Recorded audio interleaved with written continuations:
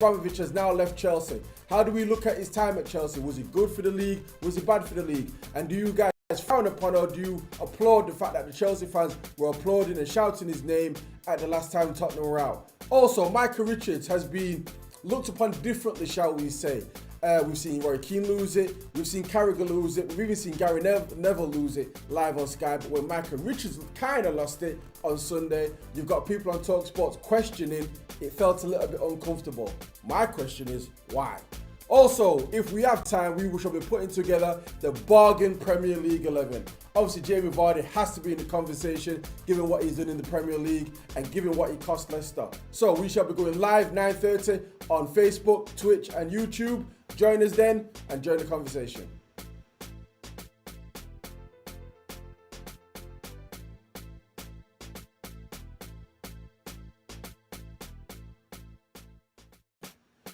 Greetings and salutations. Tonight on Monday Night Football, we shall be discussing the following topics. The Manchester Derby as City absolutely battered United.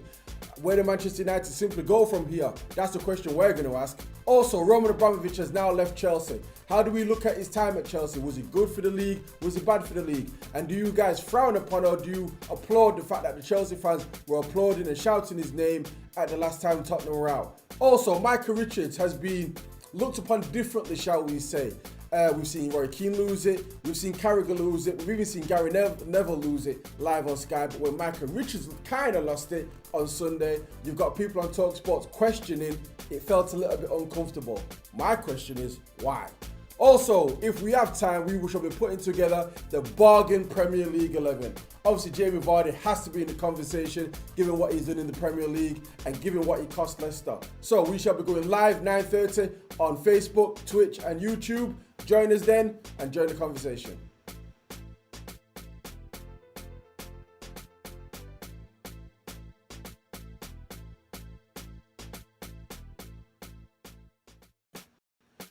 Greetings and salutations. Tonight on Monday Night Football, we shall be discussing the following topics. The Manchester Derby as City absolutely battered United. Where do Manchester United simply go from here? That's the question we're going to ask. Also, Roman Abramovich has now left Chelsea. How do we look at his time at Chelsea? Was it good for the league? Was it bad for the league? And do you guys frown upon or do you applaud the fact that the Chelsea fans were applauding and shouting his name at the last time Tottenham were out? Also, Micah Richards has been looked upon differently, shall we say. We've seen Roy Keane lose it, we've seen Carragher lose it, we've even seen Gary Neville lose it live on Sky, but when Micah Richards kind of lost it on Sunday, you've got people on TalkSport questioning it felt a little bit uncomfortable. My question is, why? Also, if we have time, we shall be putting together the bargain Premier League 11. Obviously, Jamie Vardy has to be in the conversation, given what he's done in the Premier League and given what he cost Leicester. So we shall be going live 9:30 on Facebook, Twitch and YouTube. Join us then and join the conversation.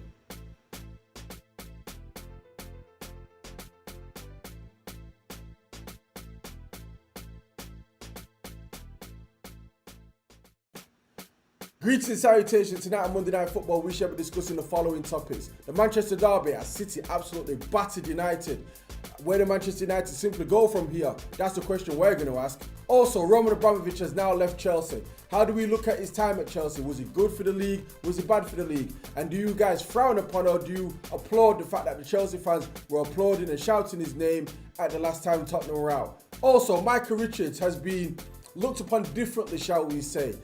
We've seen Roy Keane lose it, we've seen Carragher lose it, we've even seen Gary Neville lose it live on Sky, but when Micah Richards kind of lost it on Sunday, you've got people on TalkSport questioning it felt a little bit uncomfortable. My question is, why? Also, if we have time,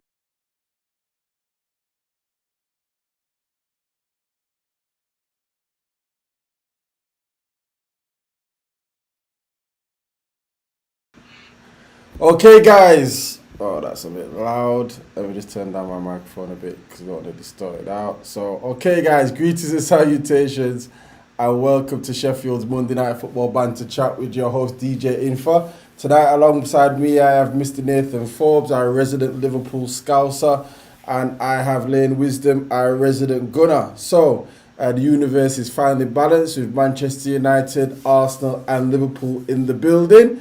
Don't forget those that are watching live on Facebook, those that are watching live on chat, you are also part of the show. Obviously, the topics, we have some predetermined topics that we are going to discuss. Get involved, give your comments in the chat, and obviously we'll give you a shout out. So the topics that we are going to talk about tonight, we are going to be talking about the Manchester Derby. Obviously, as City absolutely annihilated Manchester United. We are going to be discussing Roman Abramovich. Obviously, his time at Chelsea is now up. Was he good for the league? Was he bad for the league? We're going to be discussing what possibly is some, what's the word I'm looking for? Misguided racism, I shall put it that way, potentially with the Michael Richards situation from Super Sunday, and we shall be discussing the bargains over the Premier League. So, but before we get into that, Mr. Nathan Forbes, how was your weekend? Did your team actually play? Obviously, pre-show in the chat room, I had some of the drama, but did you actually have a game this Sunday? Did you actually play? Oh. Bogey team. Yeah, proper. But to be fair, it's a proper good deep team, isn't it? Like, there's not really anyone I think. You've got a good striker, just took a bit, but other than that, just that whole team, you know, yeah. Well, we win, I don't know, something like that. I mean, it was got a will there, about 5 minutes ago. But yeah, 2-all, alright game. Yeah. Fair enough. Mr. Wisdom, did your Junior Blades have a game this weekend? No, we had a training game, so my son plays for a Saturday team, so his Saturday team came over, we just did training game, worked on shit for both teams, and just, I don't even know what to call it. Oh, okay. Just a good exercise for them all, to be honest. We seem to be having an audio issue again. Lee, is Lane's volume similar to Forbes, or is it just mine that's incredibly loud because I'm the host? Forbes, I don't think it's you as such. It might just be the way that the mics are set up. Let me see if I can just make some quick adjustments. So whilst I'm just gonna do the best. So yeah, Lee, if you are watching still, is Lane's volume's the same. Lane's volume, so it is mine then. It's mine that's loud. So what I'll do is I'll find my Zoom microphone and see if I can just take down my volume a bit as output volume. Check. Okay, so I'm gonna drop mine halfway, and hopefully that will bridge. Oh no, that must be full. Sorry, I'm just in the wrong one. Oh, it's not letting me. Why is it not letting me? Why is it not letting me? It's not letting me adjust the volume. Let me try this. So Lee, is that any better? Lee, let me know if that's any better. In terms of balance with two guests. Easy Forbes, you can make an MC, you know. Right, guys. Okay, as the resident Man United fan, we'll go through my pain barrier first. Forbes, I'll come to you first.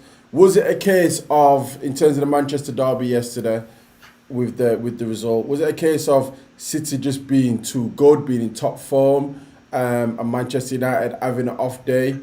Well, not really, but can hear them. Okay, you can hear them. As long as you can hear them, that's good. Obviously, we'll do his best to try and adjust things for future weeks. So, yeah, Forbes, as I was saying, was it a case, in your opinion, of Manchester United being really poor and City being excellent? Obviously, Man United have got results from City before where you could arguably turn around and say they had their good day and City had an off day. What was your viewing of the Manchester derby?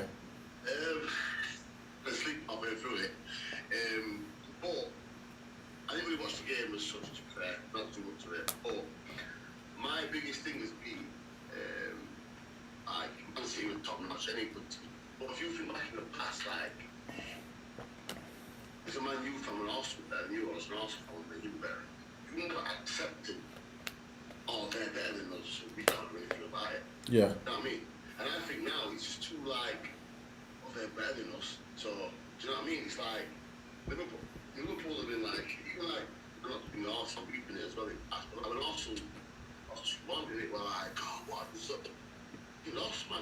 Like, Rose, and then you said, but we can rubbish you out. Virus, I remember when do that drop one fall and put it through do that's legs. Yeah, I remember that. You know what I'm saying? They're way better than us then. I went to school next day, like, oh yeah.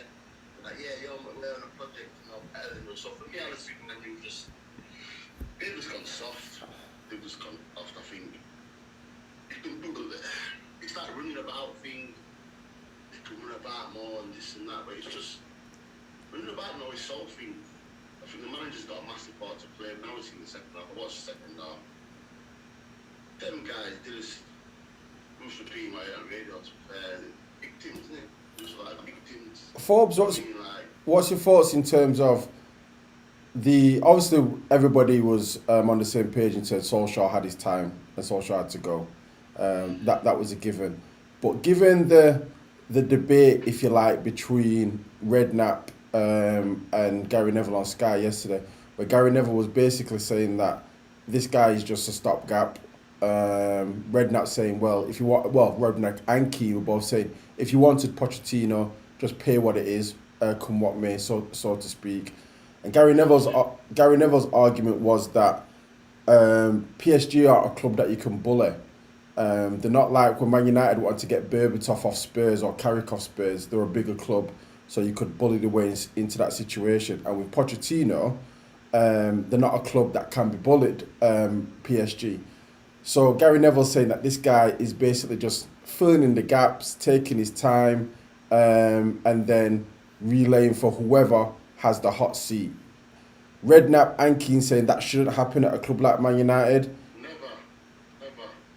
PSG, you can say PSG's. PSG are half as big as Man U. If Man U wants me to get it, you spend, I don't know, £8 million on Maguire. What's more important? Maguire or a good manager? He's a manager all day, isn't it? Yeah. So I don't understand why. PSG weren't playing hardball. They said this is what we want. Yeah. Like if you would have I said it, if you remember it from was on it, I said a team like Man United, club as big as that, should not be having a stopgap manager going in who's already got a place on board or a place upstairs when the proper manager comes in. Who's not really doing anything? What kind of joke? I don't get it. I don't agree with it, and I genuinely think majority of managers in world football, if you go to them as Man United with a project, with a clear plan, with a transfer budget that's going to improve that team, there's not many going to turn it down. But like this thing that I like, didn't want Conte, and it's like, oh, he might only come for 4 or 5 years. Just 4 or 5 years.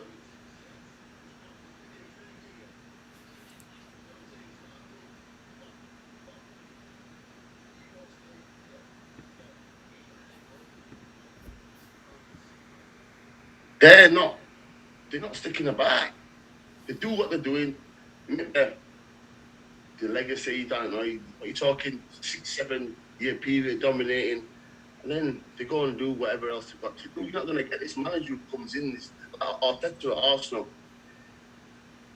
He's a young manager, so for Arteta, he doesn't know what his own limits are. So he can't look forward to, I want to manage in France, I want to manage in X, Y, Z. Yeah, but let's be honest with Arteta. Do we not think that if he does an half-decent job at Arsenal, it'll only be a matter of time before Man City just say, come on, pal? Or goes back to Barcelona or somewhere like that. But he doesn't know that yet. You know what I'm saying? Whereas Pep and Klopp know they can get any joy world football. So they're not staying for too long. Conte is the same with me. It don't matter how long you manage. If someone comes in and gives you success, if you just think, right, you're going to have 5 years of club, give me all the success you've got, and then we'll go from there. It's like, I mean, they don't want Poch. They don't want Pochettino. If they wanted him, they would have got him first time round. We've been arguing all day, me and Boy and all that about whatever else. I've said, what are the players there I don't think about? I think we have had a fair maybe we need to get too, but we talk about Pogba, just not to get into too much. It's not a proper manager. Like, if you, in world football, if you're Pogba, who's the worst manager you could have had? Mourinho, innit? And then, other than that, what's you had? Van Gaal, then was it Mourinho after Van Gaal? Mourinho after Van Gaal. Then Van Gaal. then Ole Gunnar, and now this guy. He must be thinking like that yesterday, man. Who knows Pogba up front? Like what? Listen, mate, you're not a genius. Like, don't. It's just and in football, like I said, get back to the first point. They just need to get a manager in. Maybe not a winner, but it's an upward curve. That guy Ajax, someone's talking about him. He comes in, has 2 years, 8 billion. Chop, get someone else. Just keep topping till you get where you want to be. That's the industry we're in. That's how players get checked. That's how managers get checked. That's how fans get checked. You know what I mean? Everything's about money. If you're not winning, you're not doing it. Arteta now. Everyone's loving him. If you don't get top 4, why? You know what I'm saying? It just changes within 2 fixtures, and everyone's like, Spurs, Conte, 1 minute to win. Tonight, Conte will come out happy. I want more money when he loses. Now we say, no, yeah, this, that, and other. So it's just all a game, you don't manage. It's the best manager that's out there that you want. And Gary Neville just comes with all this deal about, what does he say? He's not the man for Man United. How do you know? You've never seen anything different to Fergie. Yeah, but Forbes, to defend Gary Neville, and I'll admit I do defend him a lot. What he said, like Gary Neville, though. I do like him. What he said yesterday, he said, well, Redknapp and Michael Richards was saying you should have got Conte. Conte wins, and in a nutshell, what Neville said, well, we already had that. We had that with Mourinho. He picked up trophies. And this, that, and the fans weren't having it. And he felt like we've already been down that road with the similar type of approach, so to speak. So, go on. For like, you say your man not having it as you. You're used to the Fergie way. Yeah. You know what I'm saying? You've had 25 years of that. You think this football, this and that. But as you get, as a Liverpool fan, the last time we won the title before 19 was the year I was born, 89. Yeah. So to me, Man, you were too big time with this, not the Man United way. That was Fergie's way. Yeah, but Forbes, the difference with you guys is that from Liverpool's domination into the years of the Fowler, McManaman, Redknapp, etc., and they didn't get the league title. The difference with Man United is that they've still got the bank account to back it up. Obviously, even for the money. I was laughing with Shaq earlier. It's the Shaq. And you tell me a successful signing since David De Gea. Bruno? A successful signing. Bruno? That's probably it. The one. Yeah, but he's not doing enough to say, I think he's worth his money. Yeah. We're yet to see if he's, you know what I'm saying? We're talking a couple of years. You know what I mean? 3, 4, 5 years. For me, he's spending £6 million expecting that's not money. You had a window, they signed Harry Maguire, Aaron Wan-Bissaka, and Dan James. Maguire's currently the worst centre-half in the league. Wan-Bissaka, I can't cuss him any longer. He's just the worst thing I've ever seen. And Dan James is at Leeds. I hear that. I hear that. Cristiano Ronaldo, who's not going to say he's killed your signing, but he's half-killed Bruno. He brought in Sancho to fair, he warms him. Fred, nowhere near. And I just look at it, I was thinking then, and Shaq were like, why? You know, 10 years. But Forbes, if you was in charge at Man United, and the Ronaldo situation come up, are you turning around and saying that you would have not signed him? No, I signed him. But it's like every time I knew, what did money want it summer? You want a striker, got him. Want a centre half, got him. Want a winger, got him. And now it's like, we need a partner for Varane. Now it's, we need a partner for Varane. Like, with Maguire, he was coming next to Maguire. Yeah. Now you want somebody else to come next to him. Like, Luke Shaw. Man, I'm telling you better Robertson last season. Now, it's a joke. That man should be ashamed. He has fell off. I've never been his biggest fan, to be honest, anyway, but he has fell off. Lane, let me ask you this. The presenter, I always forget his name. I know his first name David, but I can't remember his second name. But the presenter on Sky Sports, he questioned and said, do Man United have to do what Arsenal are potentially halfway through doing in terms of taking some long-term pain for the long rewards? Obviously, Arteta's had a number of windows. He dropped out of the Champions League and Europa League, and it seems that he's steadily putting his act together and his team together, and it looks like it's starting to bear fruit in terms of they're in a domination pace when it comes to the top four spot. Keane and Neville just simply said that Man United are too big of a club to drop that low for that period of time.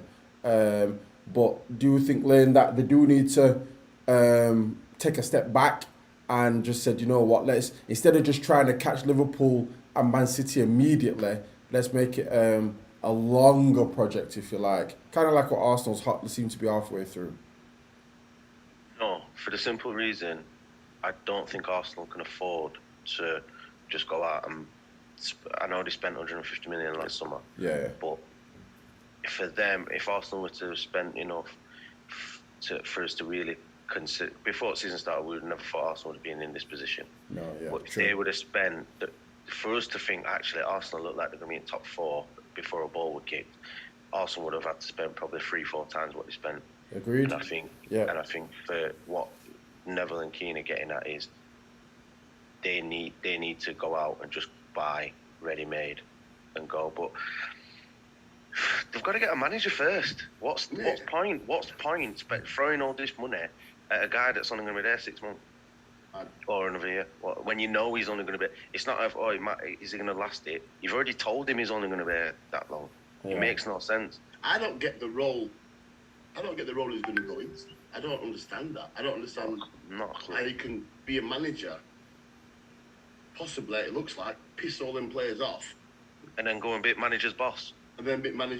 Well, like, Forbes, given what you've just said, what you said about the pissing the players off, do you think he's trying to keep a happy ship and that's potentially affecting the way he's coaching the team? Because he knows, the same way when people say, the players are looking at him and saying, we're not going to take that much attention to you because you're only here temporarily.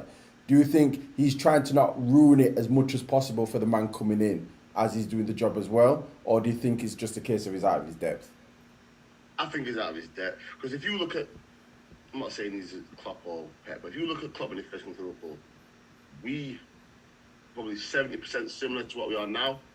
When Pep first come to City, and everyone thought he was going to piss it, he was probably with the bad defensive in the first year. And he's changed since then. Yeah. Whereas this Ralph has come in with, I imagine he had, before he got in there, he thought, right, I'm going to do this, I'm going to do that, no matter what. Yeah. And then he's got in there and he's thought, I can't actually do that. He's like, I don't know, 15 grand a week playing in Bundesliga. These guys are free. No, it's true though. Yeah. Different animal. These guys do this, do that. You got, what's for 24? On 250 bags a week. Yeah. You think he's listening to some guy who's never heard of? And that's when I thought Moisey was always going to struggle because he's coming in, money. And this Ralph, he's never managed a player like Cristiano. I'm not on about the money and all that, but he probably looks at him and thinks, you know, he's good. Do you know what I mean? Like, do you know what I'm saying? He doesn't know, not in a nasty way. He's never coached a world-class player. He's not made players into world-class players. He's not managed a world-class side. He's not managed egos. He's not managed 35-year-old Edison Cavani, who's on an absolute bench. To be fair to him, dies for it when he plays. I love him, mate. But he's not managed that situation. He's not managed young guys. He's not managed Marcus Rashford, who's got the world on his shoulders. Yeah. He's managed guys who are on minuscule money compared to these guys, and they're room for Big Wall Street because they all want to be better. They all know they need to get better. Whereas these guys think they're it. They think they've made it. They are top class players, but they don't understand that they've got to be managed as well. And Cristiano now just looks like, I mean, I know they're saying hip flex and all that, but yeah, listen, the guy was on the bench and he's thought, boy, no. Biggest game of the season, he said I'm injured. He just took one in. He hasn't got the experience to deal with people like that. He just hasn't got it. It almost comes across like whenever he tries to implement something, you've got player power going, what do you know? Yeah, literally. What can you tell me? You're telling me his injury when, what are you going to do at Man City away? We're going to play Bruno and Pogba up front. They've been like, what? You want to got a job? Alanga. Like Alanga. Scary times for you, lot. You know? It is. All right, let's move on from the Manchester derby. Obviously, City were excellent. There's no two ways about it. And Manchester United are just simply short at the minute. So the next topic we're going to talk about is let's find my button. There we are. Roman Abramovich, obviously at Chelsea. There's two elements to this conversation. The first part we are going to discuss is the Chelsea fans applauding and cheering his name. Obviously, the last time, not today, but the last time Spurs played their home match. Now, the way it's been covered in the media is that it was disrespectful to shout his name and give him his adulation, if you like, while there was the applaud for obviously what's going on in Ukraine. Now, I could be wrong, and I'll openly put my hand up, but I more or less, I took it more the case of thank you for all the money you've spent and what you've done for our club at the time. Why then, though? Why they could do that? Yeah, so Lane, go Lane. No, that's my only question. Just devil's advocate. Why then? Why? What? It's like it's almost like people who boo people taking the knee. The knee, yeah. But I don't like Saka. You don't have to boo him when he's taking his knee because he's not. You know what that's representing. It's almost like timing.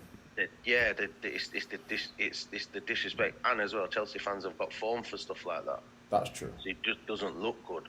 Yeah. So if they do well within their rights, because I tell you what, every fan in world football would want a Roman Abramovich to come into their club and do exactly what he's done at Chelsea. Yeah. Do you know what I mean?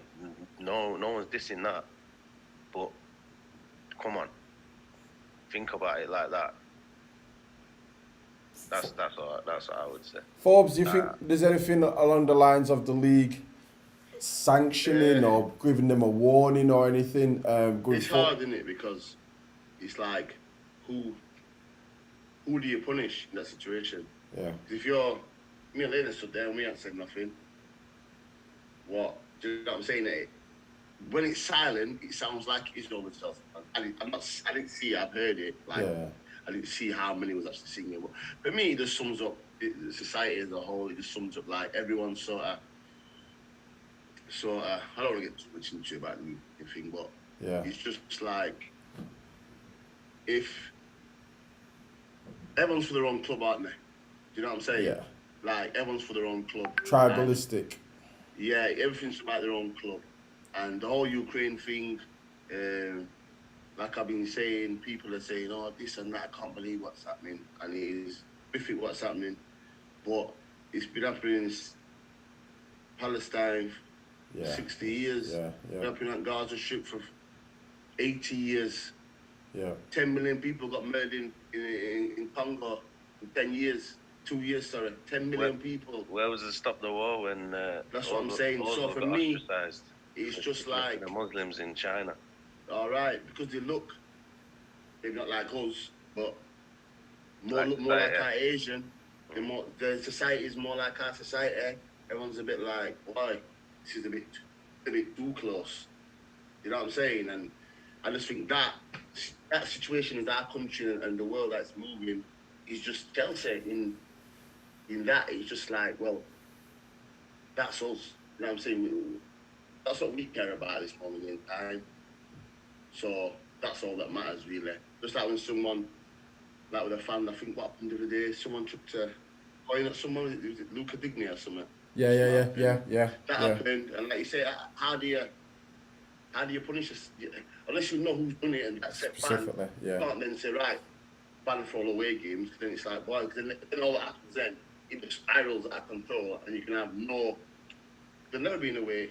If you did the research on every game, I bet something happens every single game, but it's just who it is. Like, if that would have been Burnley fans or whatever, it wouldn't have been as big, would it? Yeah. If Chelsea fans like Lane said there's a pass to it and whatever else, all the monkey chants, and that's what the racism thing and that. I don't get offended by them people. I just think, these people are never gonna change. They never will change. They'll always be about. So if that's you, innit? We don't need the power, whatever else, because that's just how the world is, man. It's just people like standing boo for the TV. I'm asking me, like, why does that offend you? Do you know what I mean? I just think, why does football fans?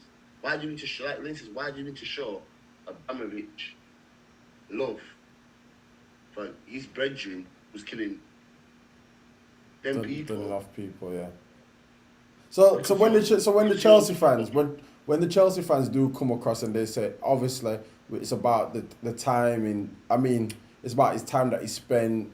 He's given us Champions League, he's given us league titles, he spent his money, etc. Lane, are you basically saying that you should have just simply picked another time to do that half time, 30th minute, whatever? A minute into 2 minutes into the game. 2 minutes into the game, yeah. People are dying, bro. Yeah. It's football. It's people are dying, and I'm 100% with Forbesy on what you're saying about obviously there's loads of different types of war in the world, and they're not all getting as much scrutiny. Or I mean, have you seen the news articles where these people fleeing war? These are actually these are like us, or they're not refugees. These aren't refugees. These are proper civilians and stuff like that. Wording like that. You're like, hold on, pal. Listen, that don't offend me. I swear, them things don't offend me. You're just like, yo. But at the same time, the fact is, people are dying here. Yeah. That's more important than whatever. Yeah. Chelsea they're not gonna crumble. They might take a step back depending on what the new owners like or whatever. But if you think about it this way, Vince, yeah. So Dave Abramovich has got all this love, and I understand it from the fans how much they love him and all that for what he's doing. But if you think about it in the grand scheme of things, this guy's worth 20 billion. 20 bill, not million, billion, yeah? So, this is like me. What he's doing, this is no joke. This is what he's doing, percentage-wise, is for the same amount of money that I put into hands with my team and what Lane's done with his team. Yeah. You know what I'm saying? If he was a local guy and he, you know what I'm saying, he put his wealth into a team. That's why I don't like actually gets put start. This guy is not, he's British. Yeah. He's not worth, you know what I'm saying? Oil money, is there? He's not oil money. This guy's genuinely, Abramovich didn't think, he can't have to buy Spurs before he got Chelsea. You know what I'm saying? So this guy's coming, done what he's done, had his fun. Now that he's gone, he's like, yo, I'm gone. You know what I'm saying? Simple as that. Like Newcastle, all this, they're coming. And man, how cool are they? That family, whatever it is, that association, they were 350 billion, you know. That's like me going Asda buying Haribo's. You know what I'm saying? Yeah, it's a madness. It is a madness. It's bonkers. So to think like they built this that, the Premiership at that time was the biggest thing.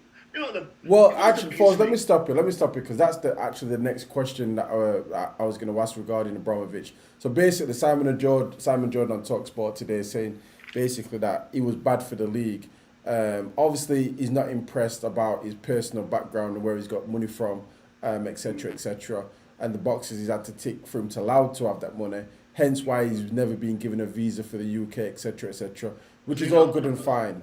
But what Simon Jordan's main argument in terms of why Abramovich was bad for the league is that he said the Premier League was already the dominant league in Europe, already had the best coverage in terms of the media, Sky Sports, selling it to Asia, yada, yada, yada, yada.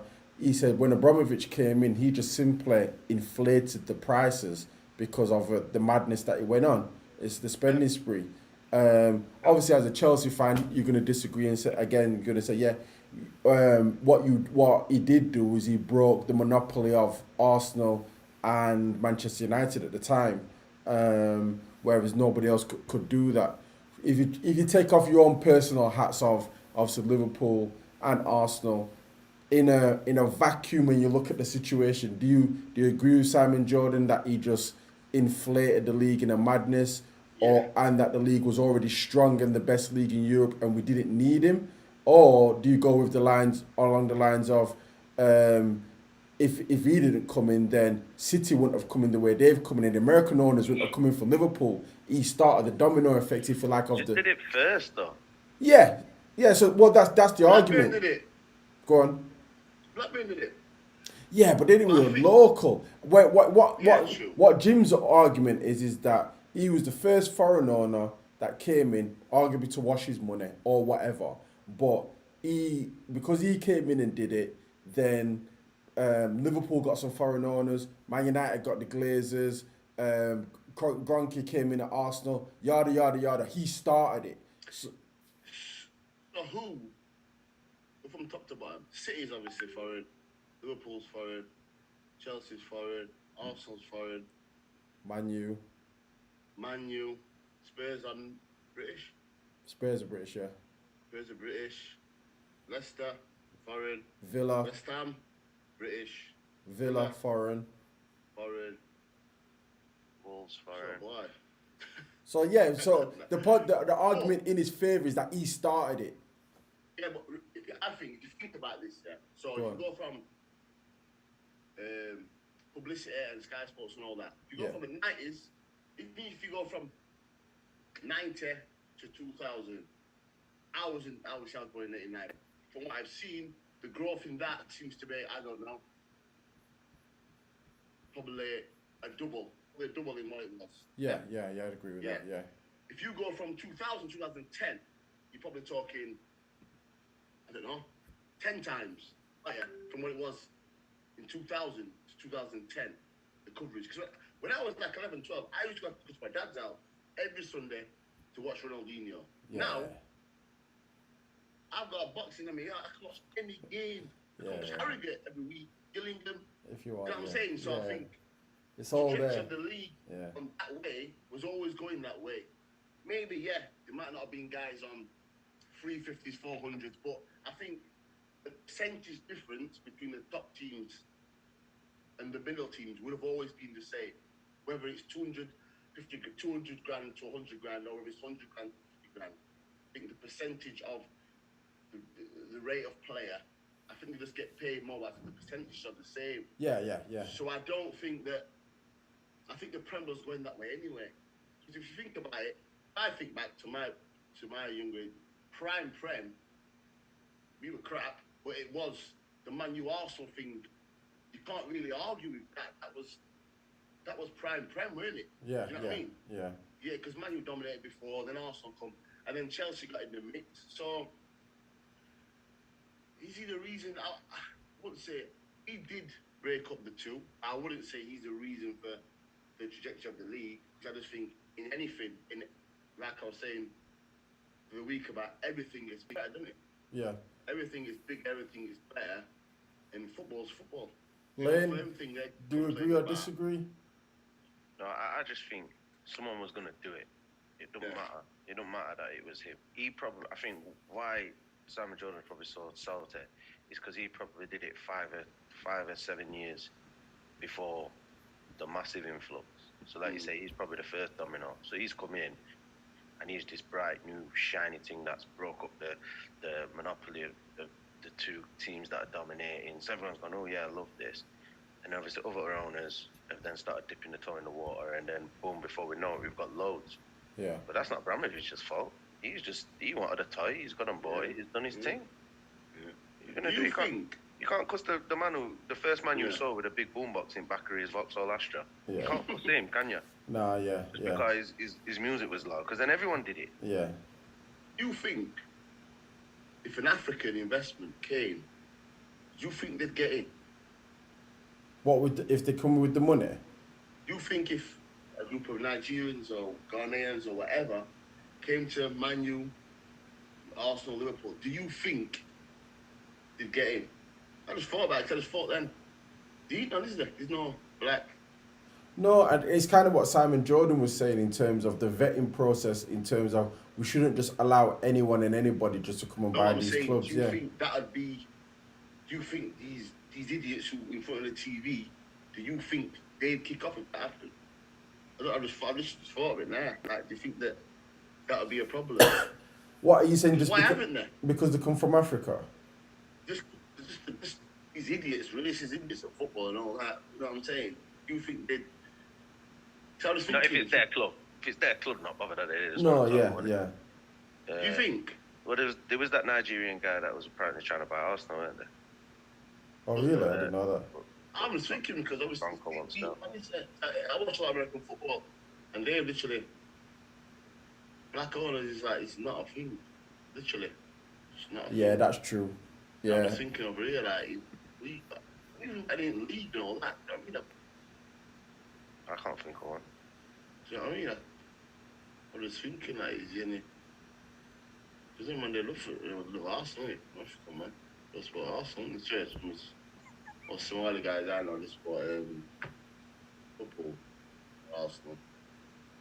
I was thinking, is there any knocking about, but obviously not.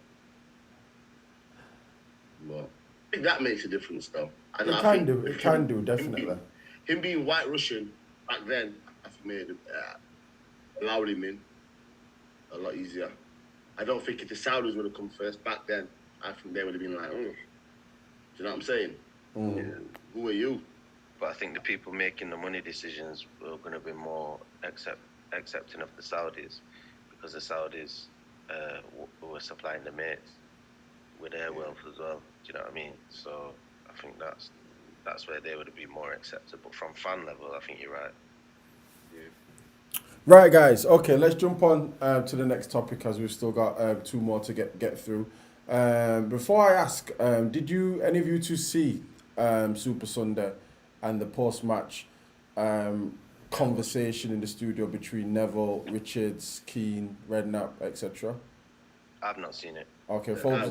watched it. All right, so let me just give you a quick recap. So basically, in a nutshell, obviously Gary Neville came down from the gantry after his commentary, and he came back in, and he basically explained the situation, what Man United are in, basically saying that he thinks they're going to get the Dutch guy because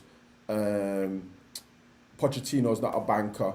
He's basically saying that if PSG win the Champions League and they turn around and said to Pochettino, you've won the Champions League, you're not going anywhere, you're our guy, so to speak, that PSG can't be bullied financially. If they turn around to him and say, no, you're under contract, you're not going anywhere, so to speak. So they're basically saying that they could, Neville saying that the Dutch guy, I keep forgetting his name, the coach guy. Den Haag. Yeah.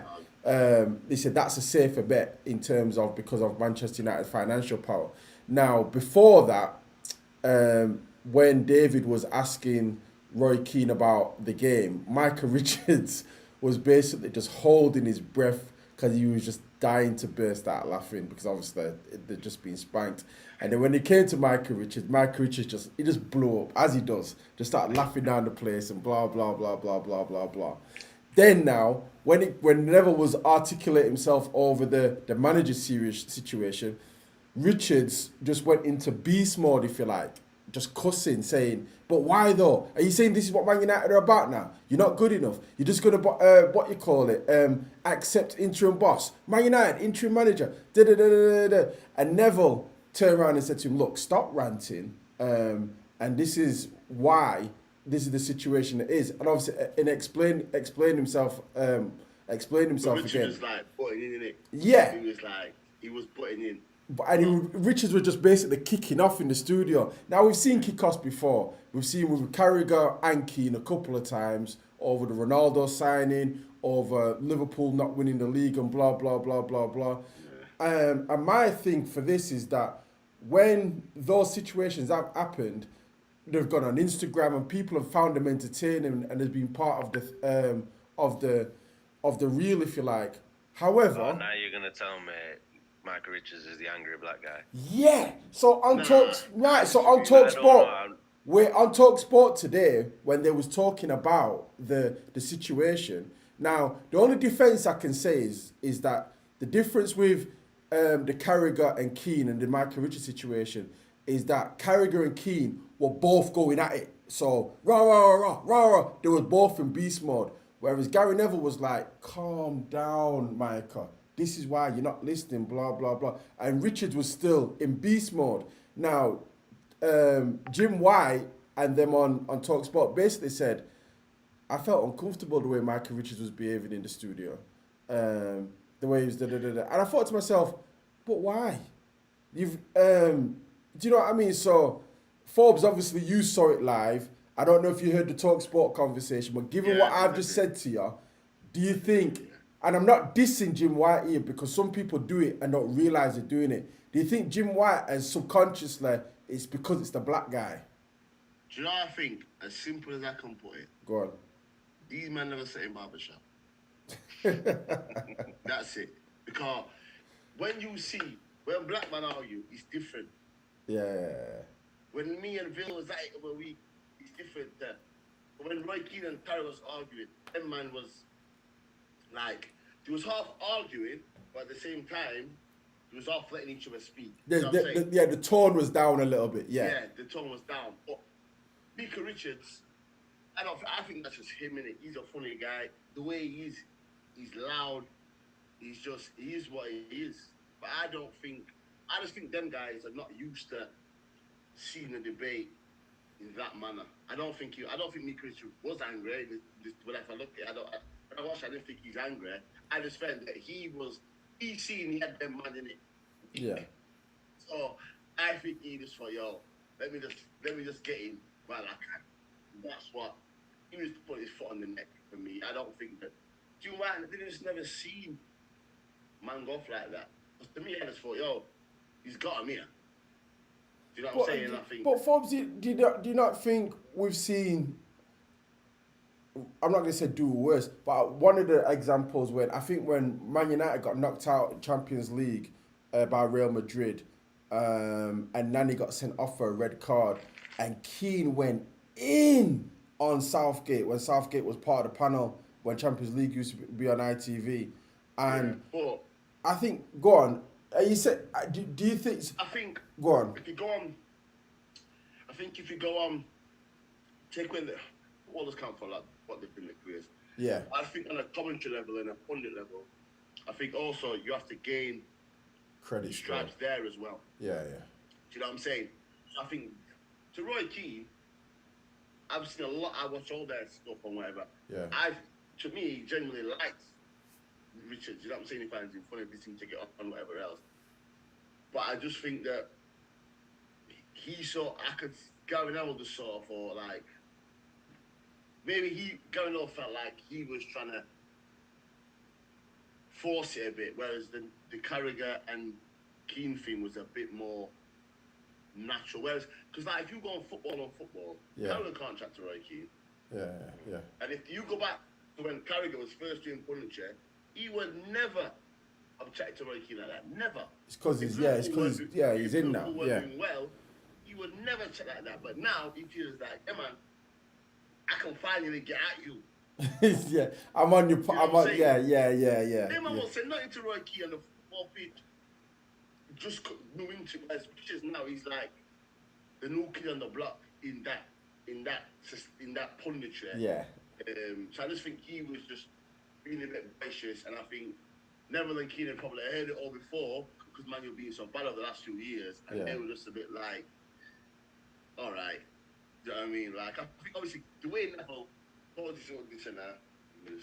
He said, "Stop ranting." He goes, "Calm down, Micah. Listen to what I'm saying." But and I think and that almost as well. I'm not going to say, it was almost an element of, "Be quiet, little boy.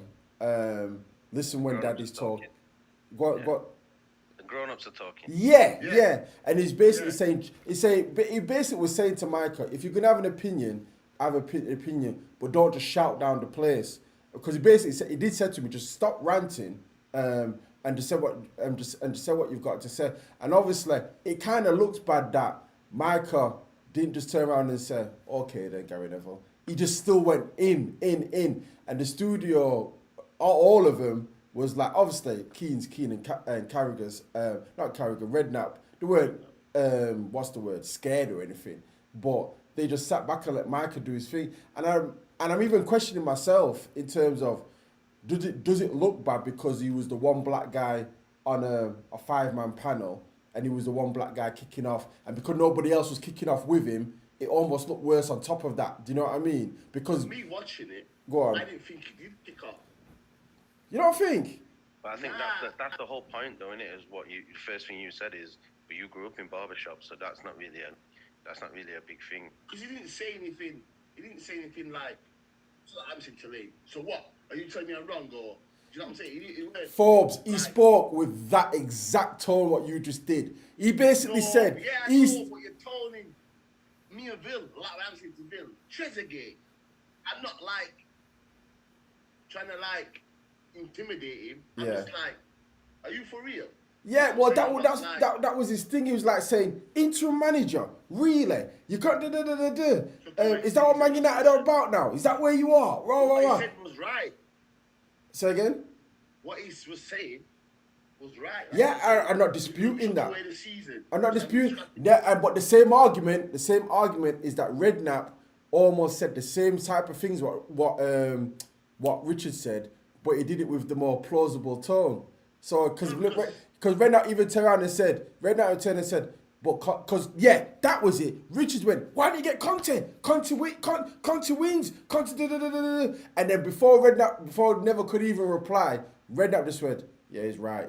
Conte picks up trophies. So he said the exact same thing, but it's because he said it in a different tone. And for me, while I was thinking about it and I wasn't sure, the testament of it is that Jim White on TalkSport turned around and said, I wasn't comfortable watching that.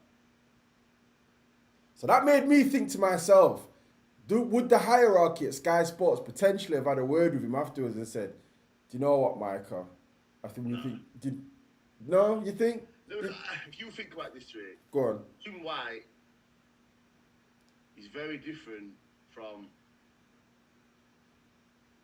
Keane, Neville, Redknapp. Different era. A lot of different era. Yeah. So I think them guys, they're not Mick Richards' era, but they understand his era a lot closer, more. Yeah. They understand that a lot more. And I think for Jim White, I didn't hear that bit, to be fair, when he said he felt uncomfortable. I heard him say something about the laughing or something. He was laughing.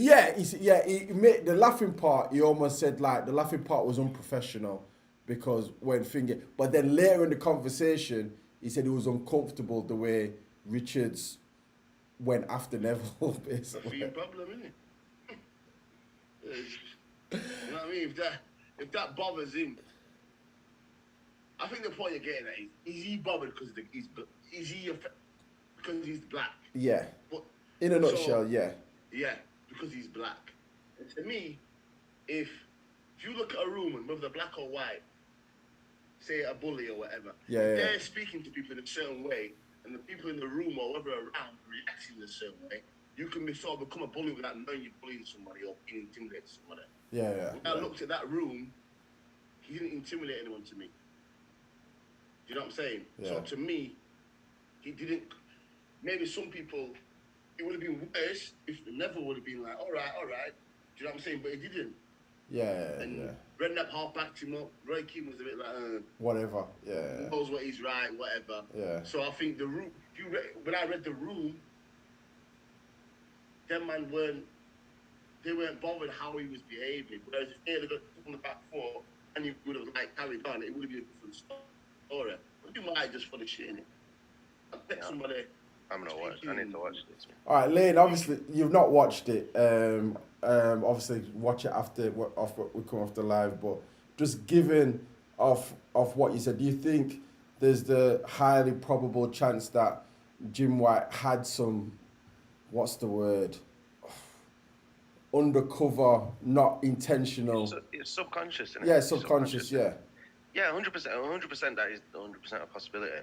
We all know we work in a white country. Yeah. So we know that how we talk more time at work is not always the same as how we would talk on here or how we would talk with our friends. Do you know what I mean?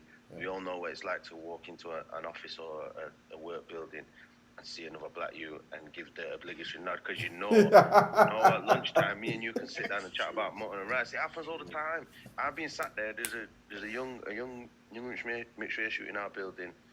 And he was sat a couple of rows in front of me, and I heard him trying to explain to a bunch of white ladies what he meant when he said something like that. Were bare funny that, and he was trying to explain to him what he meant, and I just burst out laughing. And then all my team's like looking at me, and he looked at me, and we'd not even spoke at this point. And then I must have gone to make a tea, and he followed me, and he went, "Do you know how happy I was when I saw you walking on your first date?" Because he was the only guy the only like person of color in the office, like young person of color anyway.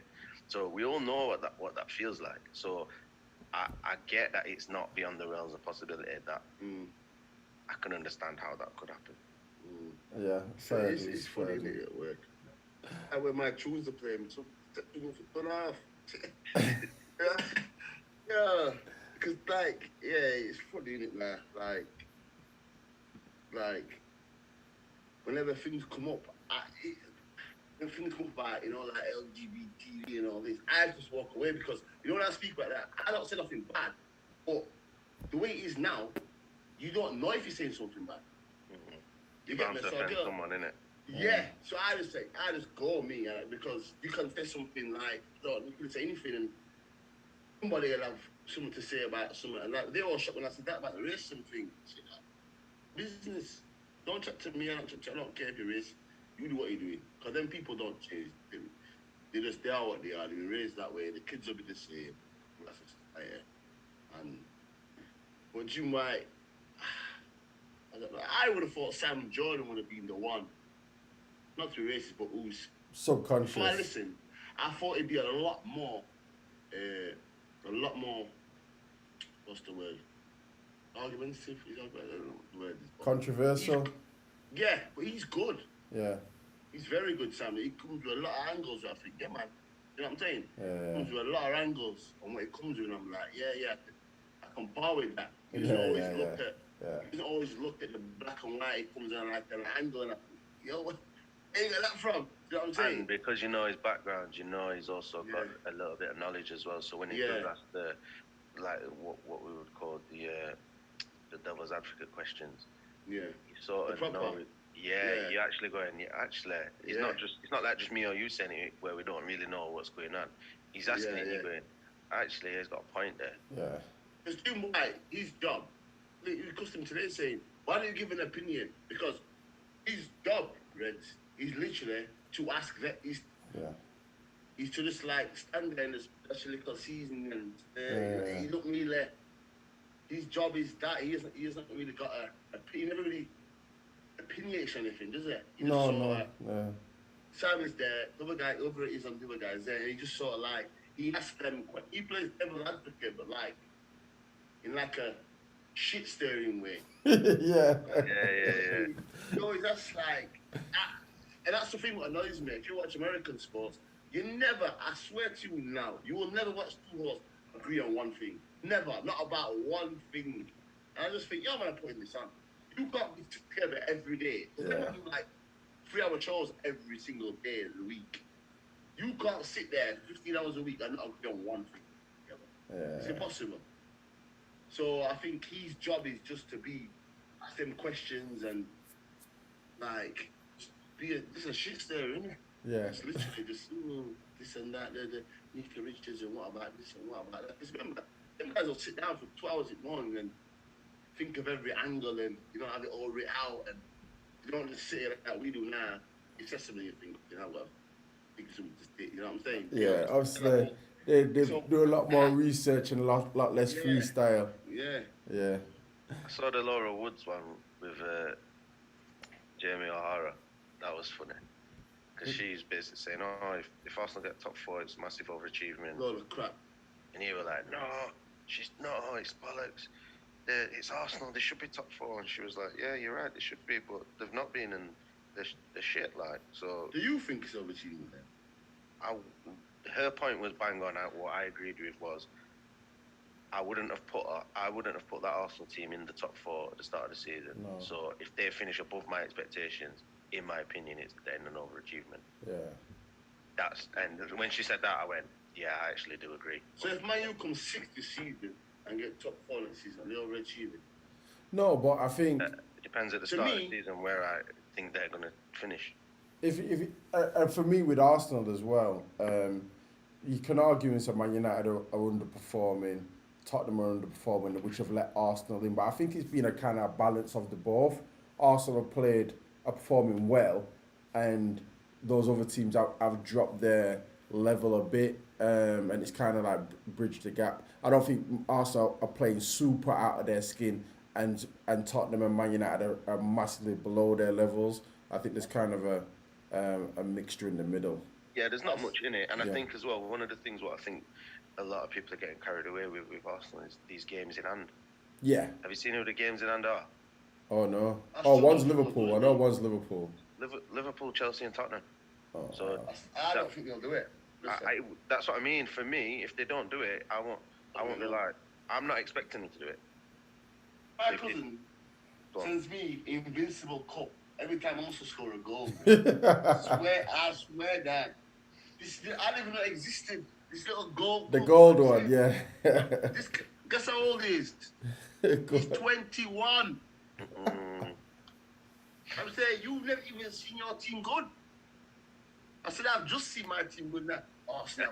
That's some things we used to say to you. That's what I'm saying. Ramsdale, best keeper in the league. I'm like, yo, just shut up, man, because you might like personality, man. It's gonna catch you up. I hate stuff like that, me. Honestly, he's the I worst. hate that, me. Arsenal fans are the worst after that. The worst. But I see, again, I know a lot of Liverpool fans that are a lot worse than that. Nah. Not as a whole. I know good Arsenal fans, but I also do cringe at some Arsenal fans where I go, you don't even watch the game, fam. You don't understand it. Do you get what I mean? Right, guys. Okay. Final topic. We are going to an attempt to put together a bargain Premier League 11. So we're gonna we'll keep it simple. 3 strikers, 3 midfielders, 4 defenders, and a goalkeeper. So first off, we'll talk about the strikers.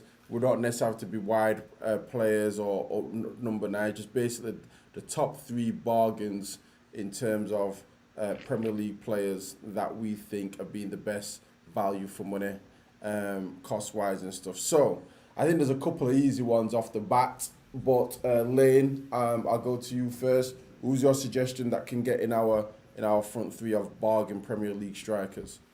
Eric Cantona. Okay, yep, as expected. Eric. Forbes, yeah? Vardy's obviously in, but I'm going to say Riyad Mahrez. Well, what in terms of Leicester's purchase Leicester, or? £500,000. Oh yeah, Mahrez, Vardy. Mahrez was on in 900 grand as well, wasn't it? If you think about it, Mahrez, Kante, and Vardy cost £2.5 million. No, Kante was 5, wasn't it? Was that? I thought Kante was 5. Oh. I'll have a look at it. I might be wrong. Check it. Okay, so that's our front 3. Eric, Yeah. Vardy, and Mahrez. Is there Anyone? anyone? Free though. How So- much was RPP? I was 20 million, man. 18 No. million. Is anyone? But Is it? yeah, but Arsenal bought him for 2.5 mil. Ooh, Van Persie. Ooh, Van Persie. I was saying to Man U, but I think. All right, yeah, no. But he went, was it? What did Man U pay for How him? many Premier League Cantona win? I'll find that in a sec. 5.6 mil Leicester bought Kante for. All right, okay. Let's just concentrate on the forwards for now, though. At the minute, we've got Cantona, Mahrez, and Vardy. Is there anyone that can break up that 3? Do you think? People in the chat, obviously, feel free to join in, drop your suggestions in YouTube, Facebook, or Twitch. No, we were talking about this earlier, but have they got over one league? Nah, let's just get them in. Let's just get them in. Whoever people thinks are. I think that defines it though, because you wouldn't say It is a big thing, eh? It is a big plus, if you like. Forwards. How much was Henry? I was 11.5 thinking that. mil. I was thinking that, but See, that's a bargain. how much? That's a big. To Do you know who's the biggest bargain out of that, actually? Nicholas Anelka, bro. Yes. 2 mil, fam. Did he win a Prem? course he won a Prem. He won double. Yeah. Who were Liverpool? Didn't win no with Liverpool. So No, I think Henry. How much is Henry? Henry's probably the most value for money. Henry's the... It's not a bargain, but it's most value for money. I think. How much? Not at 11 and a half at the time. Million. Yeah, but at the time, No, that's fair money at now. the time. Yeah, I think that's like spending 50 now for like a yeah, but he's the best player to play in the Prem. Yeah, I agree. Like I said, I think it's the most value for money. Lee's saying Solskjaer and Cristiano. This Subway. Nah, man. Yeah, that's Subway. You know, play football as a football manager. That's Solskjaer. No, Solskjaer was a bargain for, like, ratio, like his ratio with body of work. Do you know what I'm saying? Yeah. Do you know what I mean? Like, for what he did, for how many moments he had, for how much he played. What about, what was I going to say then? How much was Roy Keane?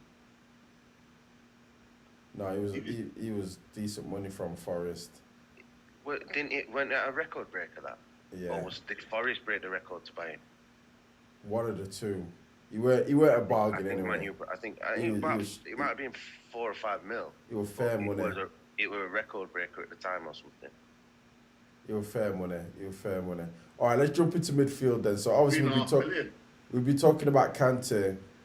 So Kante's a shoo-in, yeah? Yeah, gotta be. Yeah, got to be. All right, so we need 2 more to get in alongside him. Kante plus 2. Vieira, 3.5 mil. That's hard to argue against. Yeah, but Keane cost 3.5 mil. Yeah, but Keane But when 3.5 mil, like I say, it was a record breaker. 3.5 mil was easier change when Vieira went out. Bought him. What did Vieira toss him before he went to? Yeah. No, Vieira went after. If Keane would have gone probably in the same season Vieira went, Keane probably would have cost 2 or 3 times that, if not more. All right, so Kante, Vieira. Who else?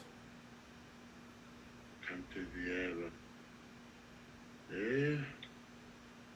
I think Lee had a rate shout with James Milner, you know. Oh, yeah. Oh, a good shout that. Yeah. Who? For free? For you lot? He won league? No. Essien. No. Listen, I love Millet, but no. Essien was... You know... No, Essien cost money, man. He was money. He was like 30 mil. Yeah, Essien was peas. Jumper was peas. All them, man. That was a rich. You know what? Lampard, 8 mil, bro. Nah. Ooh, to Chelsea. Yeah. Yeah, do you know why? I think that's a bad shout out. Do you know why? Because as well, all that money that they were spending at the time, he was more one of them. He was season before. He was before that, man. He was season before. Oh, Linko's just nailed it. Fabregas. I thought about Fabregas earlier, but how much was he? On grands. Yeah, he was like under 18s though. Grand. They owed us money, didn't they, for which player was it? They bought someone. Madrid got a bargain. Million League. Nunes in my Calori. I'll never go over that. Honestly, I'll never go over that. I remember that. Yo, who would he buy? Nunes. Is Nunes who? The man came and never played the game. Yeah, he was dead for it. Well, Lee, what do you mean, Miss Disclaimer? What's the disclaimer? I think Lee said in the chat, in the group earlier, under 18, like what you said. Yeah. I don't know though, because why? Fabregas was bad. Found him, innit? Did Lampard not go into Abramovich money then? No, it's Lampard. I think he was season before. I think he was. So he went in like 2000, innit? Something like that. I'll check. I'm sure it was before. I think he went in 2000. So he didn't go the same time as Joe Cole? No, he went before. No, before that. He was like before. Because the first man they were buying was like Cole, Varane, Glenn Johnson, Duff. Done. Who? And done. No, Duff. It was Damien Duff. Damien Duff. Winger. Yeah, 2001 he went to Chelsea. He's alright. Remember City's team? And they started spending P. Then Johnny and Petrov and... Joe. Joe. He was a joke. Look at Joe. He was the worst. He was the. It's mad that you think where they are now, isn't it? Like, look, that's the thing, you're just gonna do it. Nah, mate. It's happening. I mean, the Brazilian boy was doing it for a bit. What was his name? 8. Oh, Ilano. No one. Oh yeah, I forgot about him. What was his name? There's another one, man. A lot of us he used to wear number 8. He's in Petrov. He used to play in like I used to score 4 goals in that. Nah, man. City must have paid money for Yaya. Yeah. 24 million. Yeah, they bought him off Barcelona. Yeah, like 20 odd million. Yeah. I think it has. I think given that Lampard's top of the combination of goals and assists. No, because that's a decent amount of money then, isn't it? The same as like when he's on league for Arsenal. Yeah, I know, but flipping. Yeah, I get that still. That's are you what are you having? Only for 11 or Lamps for 8? See it there. Sure. Only for 50 million, but then it's a bargain. 11 million. Alright, so. Anelka's up there, but he went in the Premier League, you know. Alright, Lee's put Gilberto Silva. What we saying about him? What did he cost? Ooh, I should look. Sure. He'd have been cheap. It's mad. The Arsenal team, isn't it? Where did he come from? Phil? Brazil, yeah, straight from Brazil after he won World Cup, weren't they? We signed him, Man U signed Kleberson. It's mad, didn't you think? How can a Brazilian be in Brazil in World Cup now? Never happened, is it? And be as boring as him. Do you know what I mean? He was just the most if his name was John Smith, you'd have thought he was an English player. He had a Cruyff turn every now and again, but he was just He was sick though. Yeah, he was good. Big and powerful. He used to wear the first T90s. Yeah, the Zoo ones. Yeah, man. Yeah, I forget. He used to wear the black and white ones. Yeah, he used to bad their boots. All right, Gilberto. Then yeah, we go with that. Oh, we've got best. Obviously I'm. See, Lampard over Gilberto Silva. Yeah, but Gilberto was probably half the money later as well. I bet when we come off the live, a player would jump in your head and go, "Oh fucking hell, I forgot about him." Yeah, 100. Well, all right, we'll go with Gilberto Silva. So we've got midfield 3 of Kante, Vieira, and Gilberto. That's a bit tasty, that midfield, to be fair. You don't want to be for them, though. I ain't getting through that. I'm not with Gilberto. All right, let's talk centre halves. Obviously the obvious Virgil. one. Oh yeah, obvious one's Van Dijk. Why? How obvious when it's 75 mil? There ain't no. No. I'm talking Bargain. I'm talking the Southampton purchase. Yeah, but you haven't won Prem. That's what we said. Oh yeah, we did. Vidic has got to be a conversation then, if we're How talking. much was he? No, there's only one. Who was sold Campbell for free, bro. Oh yeah, for He's real. hands down in. No. So come on, Wookless, man. Are you mad? Do you know what? It could be the 2 Arsenal boys, you know? Who? Campbell and Toure. About 500 grand between them. Invincible. Oh, Lynx has locked it down there with Company. Oh, Company, yeah, I'm alright with that. How much your company? 6 mil. He's on some forum, you know. He ain't got this music. He was bought as a centre mid as well. He's on some forum on Google. What do you mean? He's cheating, bro. Ladies coming out with. He's not pulling these out. Company, how much you see? I didn't pull Company out. I'm saying E. Alright. Lee dropped Company, I'm on it. I'm on Wikipedia now. Don't say. Yeah. They're actually saying he established himself as one of the best bargain buys and revolutionised City. So yeah, I think Company is the one. I think Company and Campbell me. Yeah. Free. Lee, what did Vidic cost Man U? People were out with surprise, but I've never been Vidic's biggest fan. But 5 mil. Vidic 5 mil. It's just 5 mil. Why? Prems on Damien as well, you know. Yes. There were some Prems, that's not. I was got a list now. Some players. Left back, Andy Robertson, I mean, see that. Alright, so Company and So yeah, it's got to be. Campbell, yeah. Probably Vidic, you know, Over who? over company. No way. No Won way. Champions League, Rasta. He's got more prems. Lee said company and Vidic easy. Lee, you're not saying that Saul Campbell gets in ahead of any of them two? So can win Champions League. He's free though. Scored in final, though. Free. Company didn't win Champions League. True. Yeah, true.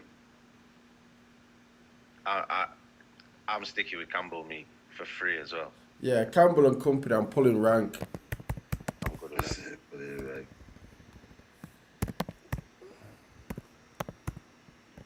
I was never Vidic's biggest fan anyway. Right. Fullbacks. Robertson, I think. Sorry, So much stupid like that. I'm just looking at this now. Zabaleta's a right shout, Linko. Right, man. I'm cheated then. Shameless Cornwall cost 60 grand. Yeah. But he didn't win Prem. But he's got to be a good target. Aspilicueta, 8 mil. He's been around a lot longer than Zabaleta. Aspilicueta's got to be. He's won everything. Ivanovic. Even the World Cup, aren't playing. Ivanovic. Yeah, but Ivanovic was good for 4 years? I think they call him Dave, don't they? Yeah, Aspilicueta. I know Darren Bent was on there, but what? His name's not Dave? I'm thinking, this guy taking the piss. Who, Ivanovic?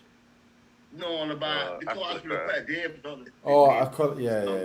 And Darren Bent saying, what? Is his name not Dave? Yeah, I thought it was Caesar Dave Aspilicueta. Links don't want to try and spell his name, so he's put Dave. Yeah, it is still because he's won champion. He's won everything. He's won it absolutely. He's completed it. It's what Super Cup. everything. He's won everything at club level. Everything. Yeah. All right, so we're going with Dave then, yeah. Left back. Robertson. Yeah, that's. I think it probably is. Yeah. How much was Evra? 5 Oh, yeah. Actually. Do you know what? Ashley Cole. It's Ashley Cole. 5 mil plus Gallas. Where did you get him from? Fuck off. Chelsea. Is that what they paid for him? 5 mil plus Gallas. Chelsea. It's Ashley Cole. I thought they paid proper money for Ashley Cole. No. It's not. It's not Ashley Cole's thing. Do you know why?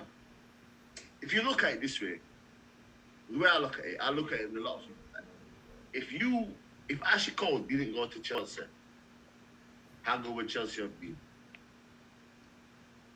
Do you think he was as important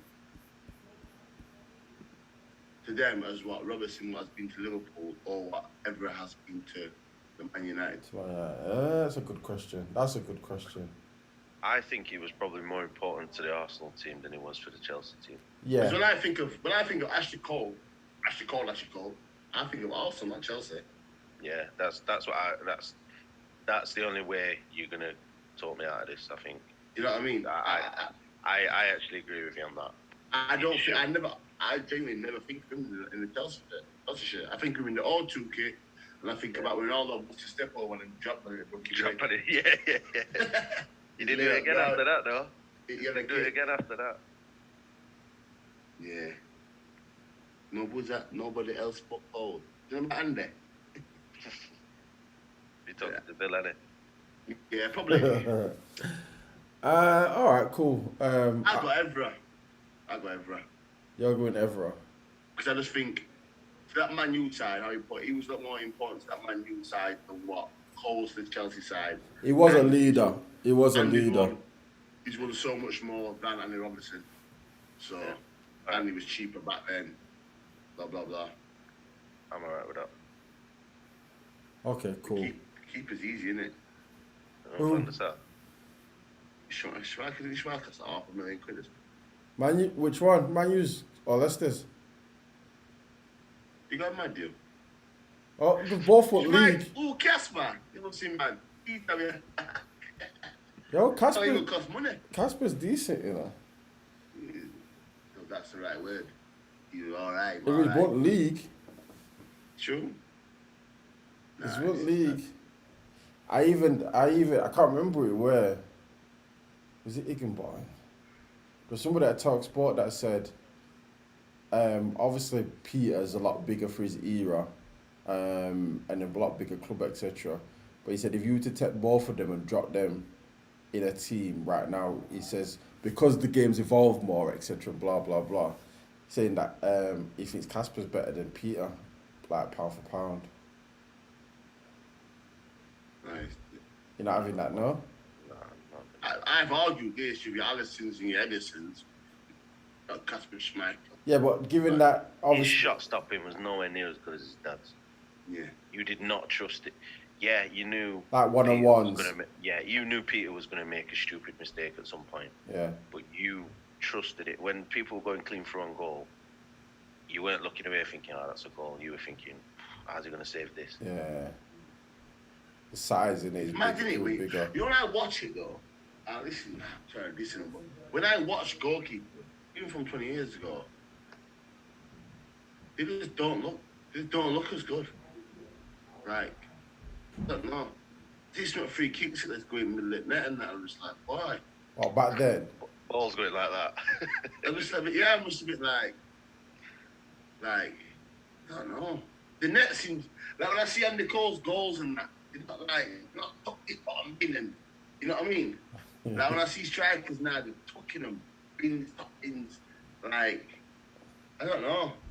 Maybe it's pictures. Obviously, the ball fly faster now as well. Yeah, true. So that's a difference. But You probably have to say Allison 70 million. She was really different. It's bad doing it because to me, Van Dijk, Allison could have 5 million. In. It really doesn't matter who you supporting it. What about Jens Well, I'd probably Lehmann? say- He was free. who?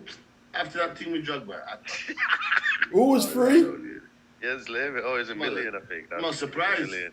It should be free. He's got Yeah. longest clean sheet run. in Oh, yeah, Champions he has, League yeah, history. yeah. Oh, is that when you went invincible and drew 36 games? No, in Champions League, mate. Champions- They got the final and didn't win. Well, that's no good, then, is it? The final with first goal. How many conceded, games? God knows. I'm gonna find it now. Still stands now the longest period of time in the Champions League for not conceding a goal. That's when I knew that Army was Commander, you know. At the Bernabeu, yeah. You know, it would have been nice if he did it in I'm thinking- Part of the Prince, wouldn't it? He missed No, I the was last thinking, three. yo, You know, he looked like he was off Space Jam, didn't why did he cut his hair off, man? So I'm thinking. But I never used sport. Also, I was in my second team, but because I used to love Henri so much, I used to want Henri to kill it. You get me? I'm like that. I was like that. I'm going to say it now. I was like that with Greenwood with my new. I said, no, he's sick, obviously. That's not going to happen. But I remember thinking, no, why cut your hair off, man? And then to mash up Madrid, they mash it around. Yeah, I mean, it was. Listen to his podcast with David Carragher one for sick. Listen to it. Oh no, they got I one. ain't listened to that. Yeah, it's bad. What's it on? It's on What's it called? Spotify. It's What's it called. called? Yo, you need to share that link in the group. Yeah, share the link, bro. I'll listen to that tomorrow. It's good stuff. It's very quiet though. What's it called? Yeah, I was because somebody put a link because obviously they're on a different broadcast, you know, for Champions League It's called games. The Greatest Game. Oh yeah.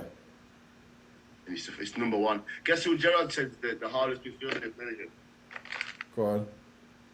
He- Keane. Yeah. Well, that surprises He said he me. was the best till he was the worst opponent. He said that guy is the fittest person he has ever come across. That's He was surprising. just everywhere. The wicked them things though. It's literally an hour. There's no like stupidness in between it. Oh, yeah, I'm I gonna mean, listen to these then. Do like a five-a-side team and that. It's wicked, Oh, man. he's got better people on this. He's got Henri, Yeah, there's some right rubbish on there though as well. Tony Bellew. So it's Carragher's. yeah. There's Carragher's, yeah. It's called The Greatest Game. Oh, yeah, man. I was listening to these and I'm going from They're good. Is it just on Spotify? It's on Spotify. I put in The Greatest Game. Yeah, David Carragher comes up.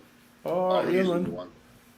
Respect for that. I'm gonna. Joe Cole, Jermaine Defoe, Phil Neville, Mark Clattenburg, Ian Wright, Peter Schmeichel, Ali McCoy, Micah Richards, Javi Alonso, Andy Robertson. Yeah, man, there's some good ones. What do you think?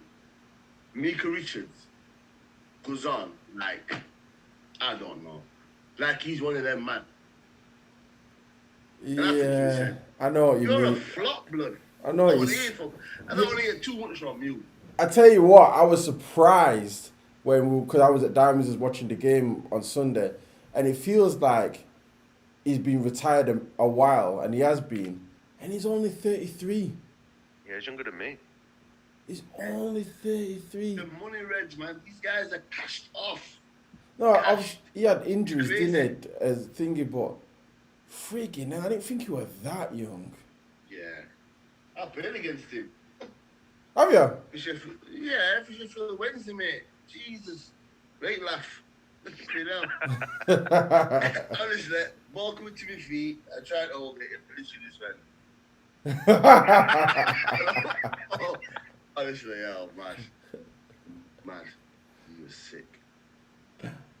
He was. I don't. In fact, he was a unit, man.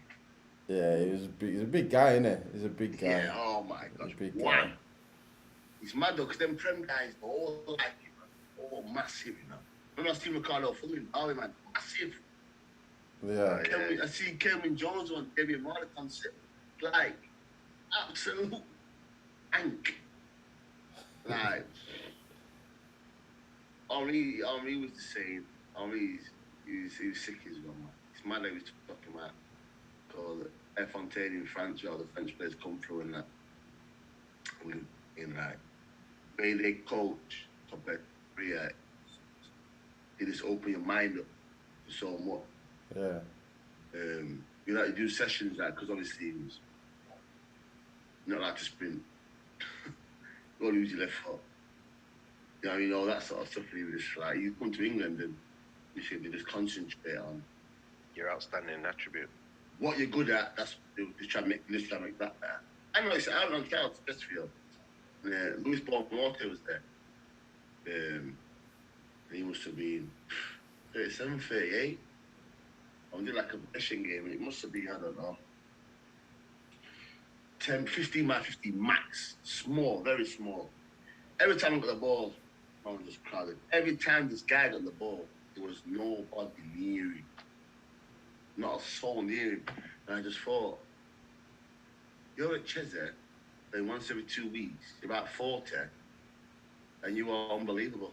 Like, honestly, they'd finish it with like zip, bottom bin. Yeah. And I was thinking, why? Like, if he's, you know what I mean? If he's that good. Yeah. Like, he was a decent Prem player, innit? Yeah, definitely. You remember him at Arsenal? Then, Remember when he was at Arsenal? Yeah. But then obviously, do you know what I mean? Like, you just think, why, if he's that, like, he's decent for a Prem, innit? Do you know what I mean? And he was like doing yoga, man. I mean, stretching out. You see, you English guys, you don't stretch. They you know, I'm thinking, these guys are the crackers, mate. Footballers, nah. That's what I was saying to people said about these Fordens and all these young guys. Now, these guys been playing since 3 years old, man. 3, 4 years old. I didn't play for a team that was 12 with Triggs Ely boys. You know what I mean? These kids are playing from free. It's true. All in that. I'm gonna tell you, Forden and that. It's true. I see like little Messi's one at coaching groups in Sheffield, and they've got like a nursery session, and they've got, it is indoor in the sports hub, but they've got like 2 and 3 year olds going around kicking balls and stuff. So everybody's from you can walk now. People are trying to get the kids into it. I'm like 3, 4. Yeah, I purposely didn't with both of mine. I said I'm not taking them until they ask me. Yeah. I just left them to it. All right, guys. I think that will wrap up this week's show. So we've been on for an hour and a half. I can hear my Kryptonian has just come in. So I want to see how he got on. He was training with Andrew's first team today. So want to see how he did, what his pass completion was like, etc. Manners and respect everybody that's been tuned in on Facebook. So the summary of this week is that Chelsea fans damn out to order. Jim White is potentially subconsciously, but it's not his fault. He's Scottish after all. What else did we talk about? Vardy and Co obviously are in our bargain 11, and Manchester United is shit. That's the summary. Okay, right, guys, we shall be back next week, around about the same time. Obviously, feel free to join in once again. Anytime you're watching the show on YouTube, Facebook, or Twitch, drop a comment in the chat, be a part of the conversation, and obviously we'll shout you out. Forbes, Mr. Wibston, manners and respect. I shall see you next week. Peace out. Chat to you later. Man. Yeah, man.